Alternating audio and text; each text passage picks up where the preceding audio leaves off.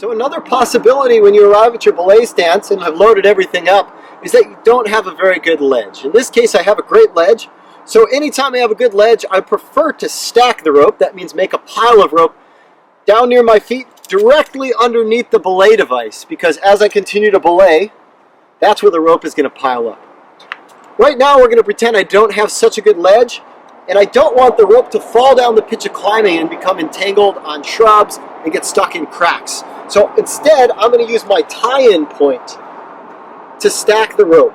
Okay, so this is what's called flaking the rope on my tie-in. So I'm going to pull the rope until the rope length is about at my ankle, so it's not quite on my ledge. The reason I don't want it on this ledge, and oftentimes I don't want longer lengths of rope, is there's a chance you could generate rockfall down on your belayer or your follower climbers or other parties down below. Now I'm going to pull this over to the other side until it's ankle length, and so on and so forth. Okay, if using two hands is usually faster than just using one, so I like to use it like this. Okay. Alright, that's David down there. Now I'm going to take this rope, load it into my device. Put that in. Okay. And as I belay, I'm going to feed these loops continuously back and forth over my tie-in, continuing to make the rope loop lengths, try to say that 10 times fast, the same, nice and neat as I go. Okay, and as David claims. So in this situation, I'm at a semi-hanging belay. So I'm not so worried about the rope draping down and causing rockfall directly beneath me. So one thing I can do here is I can stack long coils to short coils. I would stack long coils to short coils if my partner was going to lead the next pitch and I don't need to flip the rope over. If I'm going to lead the next pitch and I'm going to flip my rope onto my partner's tie-in point, then I want to stack the rope from short to long. So let me just show you how I do this. So assuming my partner is going to lead the next pitch, I'm going to go long to short, and I'm going to start with my lengths of rope, or these individual coils, about 12 feet long.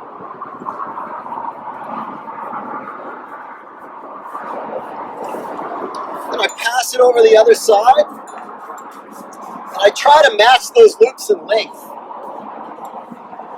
The next loops that I make, I want to make shorter than the first loops, by 8 inches to a foot. Okay, and I continue making shorter and shorter loops, pulling the rope up as fast as I can.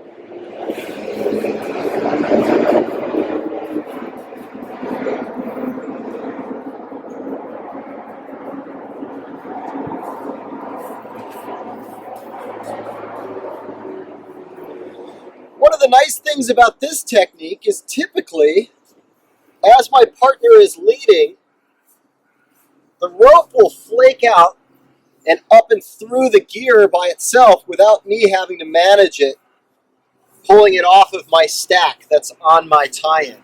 It usually just pulls right off evenly on its own. I pull that up until it comes tight on my follower, attach my device,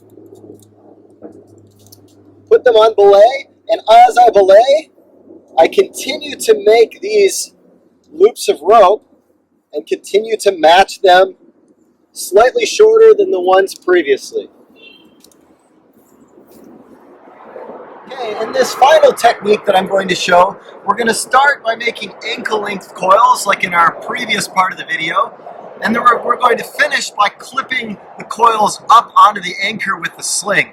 I like to do this when I'm climbing with 2 other people, so a party of 3, where if we have 2 ropes, one of the ropes can be coiled on the person's tie-in, and the other rope can be clipped up to the anchor, so one person can easily manage 2 ropes by pulling it out from the clipped up sling and feeding it off of their tie-in over to the other person who's belaying. That way the belayer doesn't have to do any rope management. They can just focus simply on the task of belaying. So I'm going to show this as if I only had one follower. This can also be a good technique to use if you just don't want anything on your tie. Okay? So first I'm going to start by making my ankle length coils.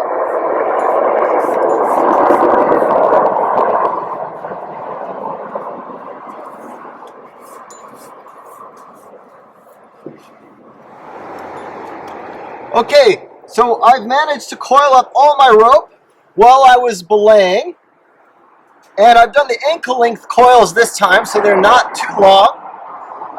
In this instance, if this is my follower here, provided my follower is going to lead the next pitch and I don't want to have these coils on me, I can attach my follower to the anchor if needed. Sometimes the follower can just stay on the device. You can swap devices.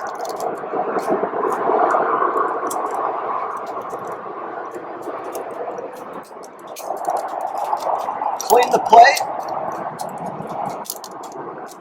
And now I'll take a sling, a single length runner, and I'm going to clip that to the anchor.